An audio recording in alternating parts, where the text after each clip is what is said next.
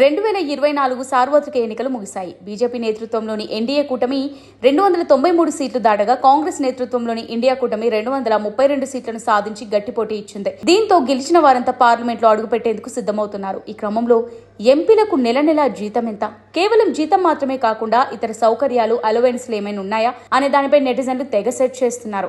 వాస్తవానికి దేశంలోని పౌరులు చేసే ఉద్యోగాల మాదిరిగానే ఎంపీ పదవి కూడా ఒక ఉద్యోగం లాంటిదనే చెప్పవచ్చు. దేశ పౌరుల కోసం నిరంతరం పనిచేసే ప్రజాప్రతినిధులు భారత ప్రభుత్వం జీతం అందిస్తుంది. ప్రతి ఎంపీకి నెలకు అక్షరాల ₹1,00,000 జీతం వస్తుంది. అంతేకాకుండా తన ఆఫీస్ ఖర్చుల కోసం నెలకు ₹60,000, పార్లమెంటరీ సెషన్లు, కమిటీ సమావేశాల సమయంలో ఎంపీలు బస, ఆహారానికి, రాజధానిలో ఉన్నప్పుడు ఏవైనా ఇతర ఖర్చులకు ₹2,000 వరకు రోజువారీ ఖర్చుల కింద అందుకుంటారు. ఎంపీతో పాటు ఆయన కుటుంబ సభ్యులకు ఏడాదికి 34 సార్లు ఉచితంగా దేశంలో ఎక్కడికైనా విమాన ప్రయాణాలు చేయొచ్చు. అధికారిక, వ్యక్తిగత ప్రయోజనాల కోసం ఫ్రీగా ఫస్ట్ క్లాస్ రైలు ప్రయాణాన్ని కూడా చేయొచ్చు. రోడ్డు మార్గంలో ప్రయాణించేటప్పుడు మైలేజ్ అలవెన్స్లను కూడా క్లెయిమ్ చేసుకోవచ్చు. ఒకవేళ ప్రభుత్వం ఇచ్చే బంగ్లా తీసుకోవడం ఎంపీలకు ఇష్టం లేకపోతే హౌసింగ్ అలవెన్స్ కింద ప్రభుత్వం ₹1,00,000 అందిస్తుంది. 5 ఏళ్ల పదవీ కాలంలో ప్రధాన ప్రాంతాల్లో రూపాయి కూడా అద్దె చెల్లించకుండా వసతి పొందవచ్చు. సీనియారిటీని బట్టి ఎంపీలు బంగ్లాలు, ఫ్లాట్లు లేదా హాస్టల్ గదులు పొందొచ్చు.